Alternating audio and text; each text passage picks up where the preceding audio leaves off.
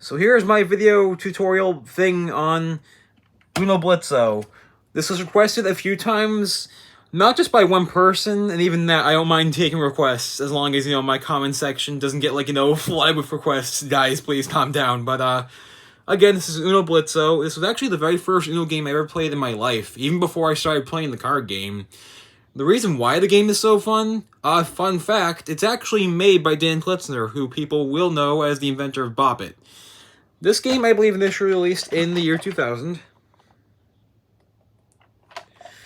And how would I explain this one to people who haven't played it before? It's an UNO game, but the mechanics and or gameplay, it's kind of like Simon, I guess. I don't know how else to explain. You'll see what I mean. I should probably point out, what everything does. These are not cards. Well, I think in the manual they referred to as cards, but they're not, cards you can actually deal, if that makes sense. What these do, either left or right depending, and for skip, draw, and reverse, and I believe that's it. Or you can skip your turn entirely, like say, for example, it says red or 1, but... Oh, notifications. But you already pressed this one, you already pressed one of these buttons that weren't lit up. Speaking of that, red 1, blue 2, green 3, yellow 4. Once you get rid of all of those, the player to get rid of theirs first wins the round. And speaking of that, 1, 2, 3, 4 points. Whoever has 4 points wins the game entirely. These are for, for example, say it's my turn. This one will be lit up. That person's turn, that one will be lit up, etc., etc. It's pretty straightforward, actually. Most people always get confused whether or not this is supposed to actually feel like, it's being pressed, or in some cases, if it's not supposed to be loose. You do press it, but you're not supposed to actually feel like, you're not supposed to feel a press, if that makes sense, and it's supposed to be loose. A lot of people get that confused all the time. I'm gonna play the game with the CPU, which, by the way, that's pretty cool that you can play with the CPU if there's no one else to play, no one else around to play it with you. I'm gonna play game 1, level 1, and with one player versus the CPU. Pardon me. Players 1. Game 1. Yeah, see, that's me and that's the CPU. Got to explain that. Instant UNO means that whenever you hear the instant UNO sound, you hit that and you have one card left. And then once it's your turn, unless you get the rest of your cards back, you can instantly win the round. So let's do this. Reverse. Reverse again. Like that.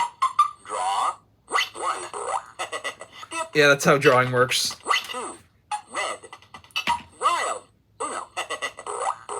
I don't know how or why that happens. No one can control that. I don't know why it does that. CPU won that round. Instant UNO sound is yellow. Reverse. 4. Green. 4. Yellow. Blue. Reverse. Wild. 1. Blue. Green.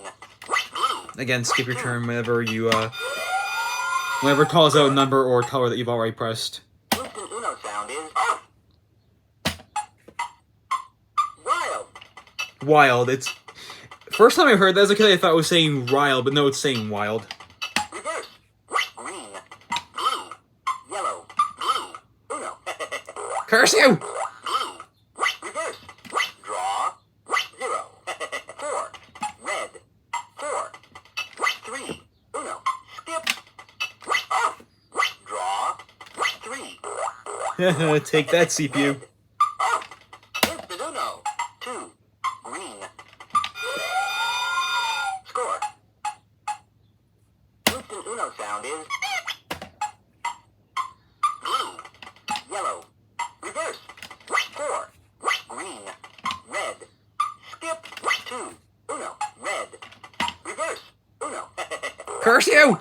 Reverse. Blue. Green. Score.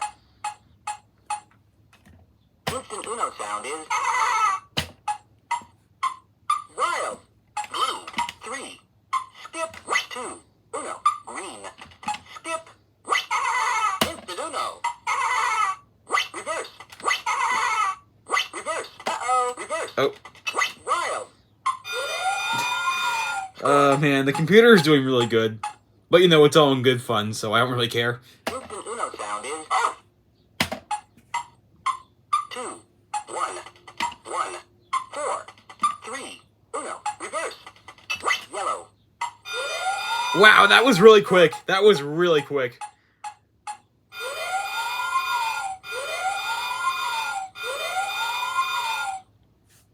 Players. Yeah, then it just boots you back to the main menu once you hit the Instant Uno button.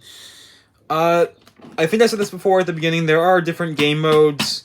The layer game modes, especially when you play with more than 2 players, honestly, like, it'll actually go too late and then it'll penalize you, like, you know, it'll give you a color and or number back, so you really gotta know what you're doing.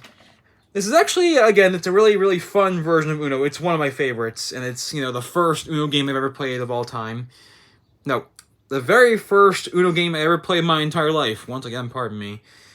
It's out of print, but it's not rare or hard to find. It's not pricey either. This is actually my replacement one. I actually had to replace it because what happened with my last one? The battery door wouldn't open anymore. I think the screw got stuck or something. But that's a little me getting sidetracked again. I definitely recommend this game for anyone who's a hardcore Uno fan, especially considering that, you know, this is the one that made me appreciate the game Uno in general. Like, I played this, then the card game. This thing is really fun. So, with that being said, Sir Bop-A-Lot, signing out.